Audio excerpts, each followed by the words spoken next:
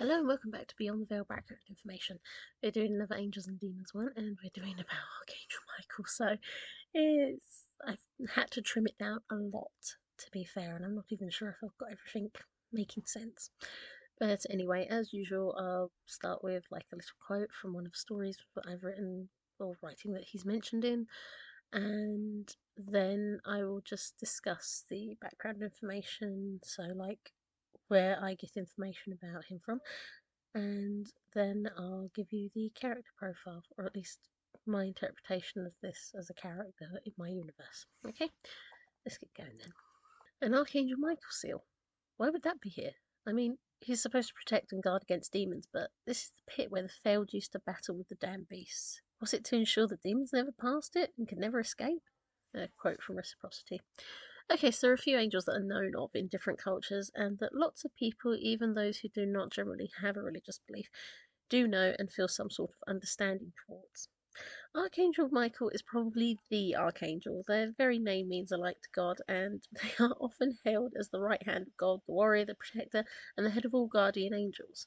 But when people think of a protective angel, they envision every piece of art and sculpture of the angel standing on the head of a dragon, and Michael is someone you'll see on flags or tied to a country's history too. You might think initially it's a St. George image, but generally it's St. Michael, and that's because the dragon he's standing on is the devil being defeated. But how do you start? Where to begin? Michael is known in all Abrahamic faiths, and alongside Gabriel is the most well known, and has traditionally been the guardian angel of the police, army, firefighters, and emergency workers in general. Oh, and the whole flaming angelic sword? That's Michael too. But yes, where to start? Well, the earliest mention of Michael is 3rd, 2nd century Jewish text, specifically the Book of Enoch, where he is one of the 7 main angels. He is also mentioned in the Book of Tobit, and in a manner that suggests people already know who Michael is, perhaps hinting at the angel having roots as a protective warrior being from even older cultures. In the Book of Daniel, the figure wrapped in linen is I mentioned in discussing Gabriel, speaks of how Michael is aiding him in fighting the Prince of Persia and will protect his people. Michael is equated as the protector of Israel. In later Judaism, Michael is often fighting with other princes on behalf of Israel, something you may notice with Michael's mention in the Quran, but also that Michael often was in conflict with the angel Samael, who is also equated with the devil. In fact, the advocacy role Michael played on behalf of Judaism led to one point of people being informed to pray straight to God, not to Michael or Gabriel. Some works suggested that Michael was the angel to prevent the sacrifice of Isaac, saving Jacob in the womb from Samael, and with other works suggesting other moments Michael was useful and the protector. In the New Testament, Michael is predominantly mentioned in Revelations, where the imagery of the battle with the great dragon comes from. Michael is never mentioned as a compassionate or affectionate angel within these. In fact, Michael is the warrior and the one expected to fight with Satan, interceding on the other's claim over the body of Moses, and always the opposite in obedience and loyalty to God. Michael is the one mentioned to battle against heretics, not a cuddlebug in the slightest, and certainly someone that is deemed as very masculine in a lot of portrayals. Okay, in Islamic traditions, Michael used to be included in prayers and be known just as many other angels that Michael and Gabriel both aided the Prophet in his revelations. In the Quran, only one mention of Michael tends to stand out, generally as the angel that gave revelations to the Jews of Medina, and that for having gained his through Jibril, the Prophet is their enemy like the angel is.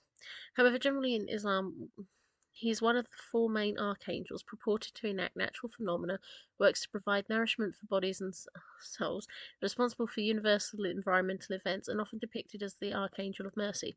In fact, despite the warrior motive of Christianity, in Islam, Michael is said to be friendly, asking mercy for humanity, one of the first to obey God and bow to Adam, creating angels from his tears and doling out the rewards to the good. In fact, one might almost think of Michael is in the more angelic role here. Now, I've trimmed this down a lot because I just wanted to give you some basics, because Michael has a role in various places, and my own interpretation of Michael is a mix of the warrior, angel, and the mercy bringer, but also because I was intrigued by something in my youth. There was a program called Testament, the Bible in Animation. I think you can find it when you search on YouTube for it. But within this story of the fall, Michael is mentioned as having warned Lucifer that he was going to incur God's wrath. When I looked into where that idea came from, it seems to come from an apocryphal text known as the Gospel of Bartholomew, and curiously that got my head thinking. I also enjoyed how in fiction Michael can be portrayed in various ways. Certainly I enjoyed the series Lucifer, having him as Lucifer's identical twin, who was certainly problematic in the series. But I should also note that, as Paradise Lost is one of my main inspirations, Michael is the one to gather the army of God to fight against the rebels and best Satan in combat, wounding his side. How I use Michael within my Veil universe is as a figure of importance because of the demonic influence of the creatures and beings in this universe, but also because of the Veil beings being more aligned to the demonic and certainly the night predators holding Lucifer in high position. Michael is very much the secondary commander of the Veil agents and called upon by many beings to aid them. Certainly Michael's name and his prayer of protection are quite effective at making any being think twice before their interaction with the humans, and so they are very prominent. In fact, in the Veil there's generally more of Michael and Lucifer as the balance between the light and the night predators than of Jesus, really. So here is the profile for them, and yes, sorry, it's been very short, this piece. Name Michael, position Archangel, story featured in Hellbound and various mentions in others, role protector, gender, agender, but most often felt as male. Description, powerful, strong, protective, often the epitome of what a being feels will protect them, and almost always present with their flaming sword, their wings as numerous and bright, often described as gold, although red is also a colour associated with them. Their eyes are often seen as red, although some say blue. All the same, they are often in armour and give the sensation of strength. Realm Heaven. Abilities strengthen the ability that merely his presence will shrink demons back into hell. Michael is one of the archangels and thus can take on a demon of any level and is perhaps the only angel that can truly take on Lucifer and win in every sense of it. Master, the Almighty, personality stern and often they give the impression that they are rather orderly and not necessarily friendly. They are actually very compassionate for anyone who needs help and protection. Their role is always to protect the Almighty's creation, so they will give comfort and safety to anyone in need or send their guardian angels to help them. They have no time for anyone that causes pain to others, and they have been known to be incredibly ruthless when dealing with the fallen or indeed demons. Their only rather curious reactions are upon being in the company of Lucifer. There is a regret there, but it is more that Lucifer chose to rebel rather than to be with them. Oh, and Michael's close relationship with Lucifer means they often seem soft to Lucifer, even though Lucifer is most terrified of Michael.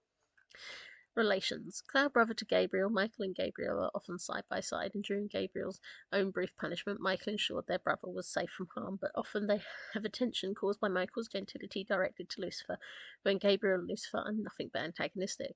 Michael and Gabriel, though, might be considered best friends if amongst humans.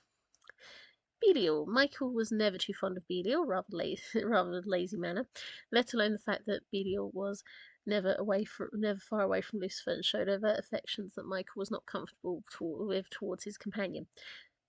Say him. Michael now despises the demon utterly, perhaps because if Lucifer is the opposite to the Almighty, then Belial is Michael's opposing form, and certainly they both feel and sense the hatred the other has for them.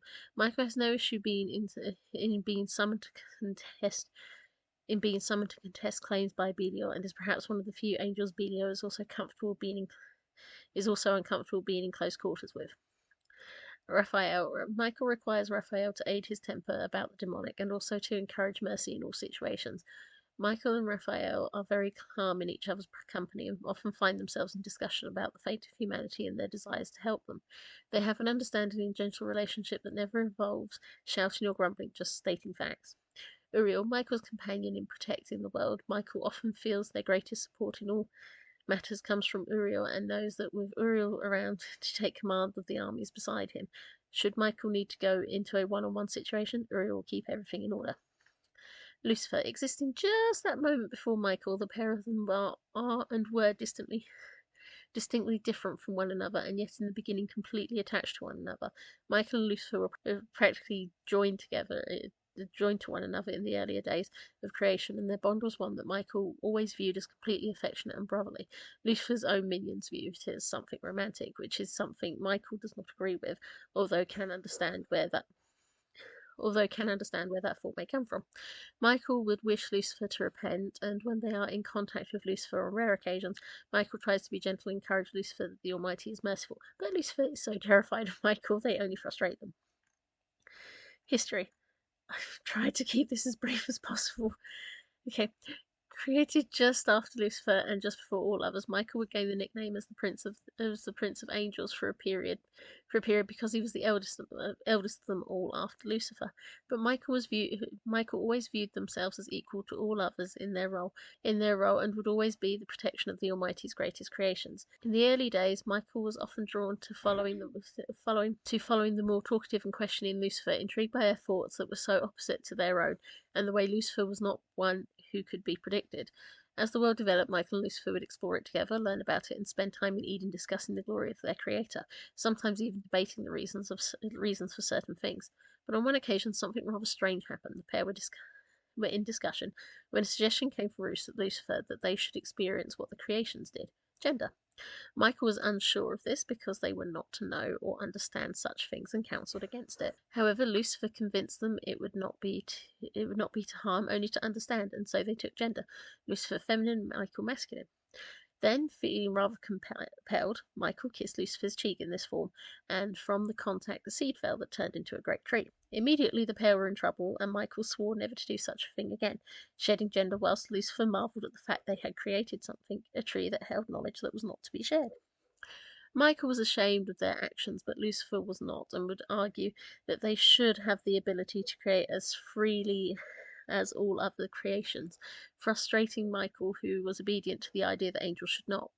The situation would lead to Lucifer's rebellion, but Michael tried to encourage Lucifer against questioning the reasoning of their creator, only to become the first angel struck by another. It was not exactly painful or left a scar, but it was the sign that Lucifer had turned. When Lucifer then brought death into existence and came to break through into heaven, urging others to experience gender and also to create at their own free will rather than to any schedule, Michael went into audience with the Almighty to try and encourage their mercy. However, Michael had to send the armies to fight the rebel angels, and yet they were aware that the power granted was great enough to fell all other angels, and they held back for the desire to show mercy, until Lucifer called them out and insisted they would replace the Almighty. Infuriated, Michael fought Lucifer and swiftly summoned the flaming sword to sever the wings from Lucifer's back, stepping onto their face and holding them down, ready to destroy them utterly until informed to cast Lucifer and the other rebels out. One by one, Michael picked up and threw the rebels from heaven, and other angels soon aided them as the storms of the Almighty's wrath followed after them. Since then, Michael obeys all of the Almighty's commands and bows to Adam, swearing to protect the creation and to always fight against Lucifer and their followers. Final comments. I did skim this a lot. You can find a lot on Archangel Michael. They're particularly prominent for anyone knowing of Angel Tarot or Oracle cards, and I did not want to go overboard like I felt I did with Gabriel. However, I feel I missed something with Michael. Please share with a comment, or also if there's anything you think I did miss.